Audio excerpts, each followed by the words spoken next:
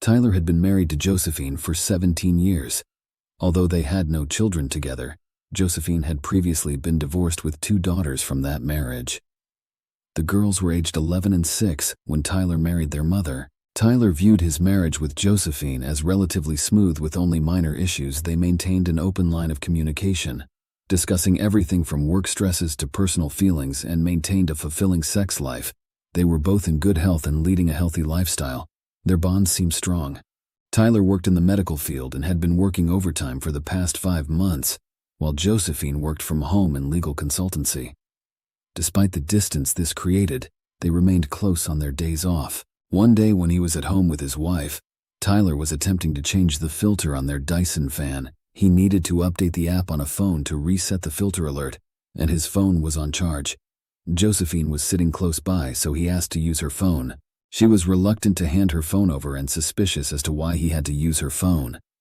Tyler explained what he needed it for and she gave it to him, but first, she needed to unlock it for him to use. She had added a pattern unlock, which struck him as unusual because all the years they had been together, neither of them felt the need to lock their phones. Until now, Tyler put it out of his mind and went back to fiddling with the Dyson app to get that sorted. While he was using his wife's phone, a Snapchat notification popped up with a message that read, "I'll bring the special toy." Tyler's brain registered the words on the screen, but his mind seemed to halt completely.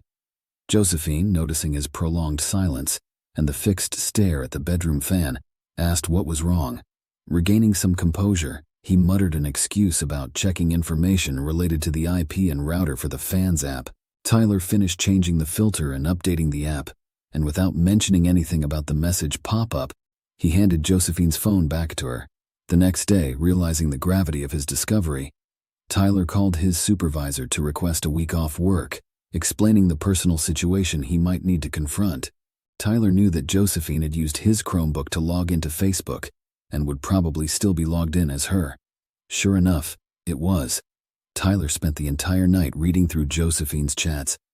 He accessed the messaging system used by Verizon, logging in with Josephine's number and name, and found a trove of communication dating back to February of the previous year, including thousands of messages, memes, flirty pictures, and some explicit content. He noted that she had ceased using Verizon's message app for this communication about 3 months ago, likely switching to Snapchat for its discretion. Tyler, who was not active on any social media platforms, realized that logging into Snapchat required just an email and a password. Josephine had used his Chromebook for this purpose, even as recently as 3 nights prior, when she lay in bed next to him, all the while messaging and sexting the other guy. The man Josephine was involved with was a younger colleague from her work, married with 3 young children. His name was Bo, and Tyler had met him twice, even shaking his hand. Unaware of the ongoing affair, Tyler found himself in a state of shock, aimlessly pacing and wandering through the house he had custom-built for Josephine, struggling to process his emotions. He felt almost numb, but beneath that numbness was a seething white-hot rage. Logging onto Snapchat, he was confronted with the undeniable evidence of the affair. In his desperation, Tyler reached out to his best friend, a man who had been through 3 divorces and had a questionable history of choosing partners. His friend recommended a particularly aggressive lawyer. Tyler resolved to record and save every piece of evidence he could find, including explicit photos that confirmed the physical aspect of Josephine's affair. He suspected there might be videos on either her phone or the affair partner's phone. Tyler desperately wished the situation was just a nightmare. He was devastated by Josephine's betrayal, especially her sharing his personal insecurities with her affair partner and declaring her love for him. The affair seemed to lack any long-term plans, indicating it was primarily sexual, which in some ways was a small relief to Tyler, but also deepened the hurt. It was as if Josephine was throwing away their entire life together for a fleeting thrill. Fully aware that cheating was an unforgivable act in Tyler's eyes, Josephine had an upcoming business trip, and Bo would be going as well. Tyler's friend advised him to print out everything he had discovered and try to recover more from Snapchat, although Tyler understood that accessing further details might be impossible without having Josephine's phone. Tyler's plan was to consult with a lawyer immediately, willing to pay a substantial amount to expedite the appointment. His goal was to initiate legal proceedings and to devise a strategic plan of action. He was also contemplating booking a flight to follow Josephine to the hotel where she was staying. intending to catch her in the act of infidelity. On the day Josephine flew out for her business trip, Tyler dropped her off at the airport as usual. He did his best to act as if everything was fine and that he was completely oblivious to her secret affair. He was not a great actor, and Josephine could tell something was bothering him, but Tyler brushed it off as nothing important and reminded his wife she had a plane to catch. They kissed and she left for her flight. Tyler had managed to access Josephine's hotel booking details and added himself as a contact person, which would enable him to obtain a room key discreetly. Tyler planned to log on to the messaging apps once he arrived in town to observe the unfolding events in real time. He had prepared a 600-page document of the evidence he had gathered, which he intended to present to Josephine. Beau's wife had accepted Tyler's friend request on social media, leaving him to debate whether to send her the incriminating evidence immediately. Consumed with anger and a desire not to lose any strategic advantage, Tyler's plan was to fly to the city where Josephine would be for her business trip. He intended to log into the messaging apps, obtain a key to Josephine's room and leave the evidence there, along with his wedding ring. His plan also involved confronting Beau in the hotel lobby, informing him that a similar package had been sent to his home, addressed to his wife, and preparing to send a message to Beau's wife via Facebook. Fortunately for Tyler, he met with his lawyer before booking a flight and executing his elaborate plan. His lawyer was kind and, to his surprise, quite compassionate. She was straightforward in her approach, making it clear that her role was to represent him in what was essentially a fight for his future.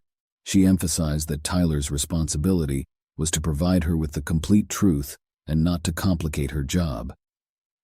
The lawyer advised against any dramatic confrontation in a hotel lobby, dismissing it as something more suited for a Hollywood movie than real life. She pointed out that such an action would appear irrational and unseemly. Instead, she presented Tyler with two potential routes for proceeding with the divorce, contested or non-contested. She explained that Tyler would need to inform his soon-to-be ex-wife Josephine that he had retained legal counsel. Following this, Josephine would have the option to either contest the divorce or engage in mediation, after which they could file for divorce accordingly. The lawyer's pragmatic and level-headed advice steered Tyler away from dramatic confrontation towards a more legally sound approach. From reading the messages between Josephine and Beau, Tyler discovered that the toy he was bringing was a remote-controlled vibrator. He continued reading and recording their conversations, as evidenced during the days Josephine was away. When Josephine returned home from the business trip, she dumped her suitcase on the bed and jumped straight in the shower. While she was in there, Tyler searched her suitcase and found the toy that Beau had gifted her. Josephine finished her shower and Tyler finally felt the time had come to confront his wife about her affair. He asked her if there was anything she felt the need to discuss. She shrugged and said there was nothing and asked what was troubling him. He then asked his wife why she had a remote control vibrator in her luggage. Her reaction was extremely telling. She appeared panicked, her face drained of color, and she started breathing rapidly, breaking into a sweat. Tyler pressed on, questioning who had access to the device's control app.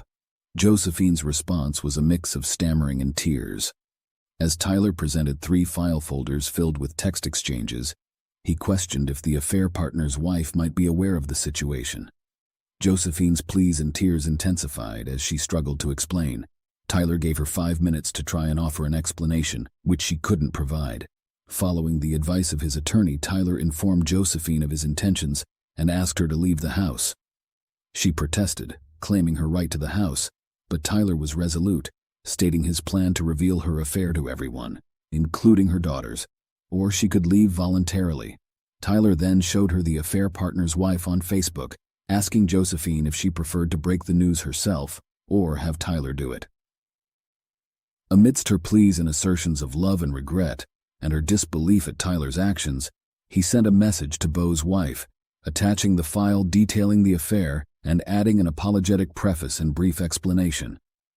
Tyler sifted through the piles of documents, selecting random excerpts and reading them aloud to his soon-to-be ex-wife. Josephine, still in tears, begged to discuss their relationship, claiming that their marriage could survive her mistake. Tyler, however, was resolute, declaring he could never forgive her and that her actions had nullified the last 17 years of their life together. He was still contemplating whether to inform her workplace's HR department. Regardless, he had decided to tell family and friends about Josephine's choice to end their marriage through cheating. Tyler planned to wait until the morning to contact his stepdaughters, whom he had raised since they were 11 and 6 years old. Now adults at 28 and 23, he was uncertain about how to break the news to them or handle their reaction to the situation. He met up with Josephine's daughters at a cafe and directly informed them about the situation, explaining that their mother would likely be moving out within the next 3 to 6 months. He felt it was crucial to discuss everything in person. Tyler revealed the entire truth to them, and while they expressed disappointment in their mother, he made it clear that he wasn't seeking to influence them to take sides. He said that if they chose to discontinue their relationship with him, he would be disappointed yet understanding.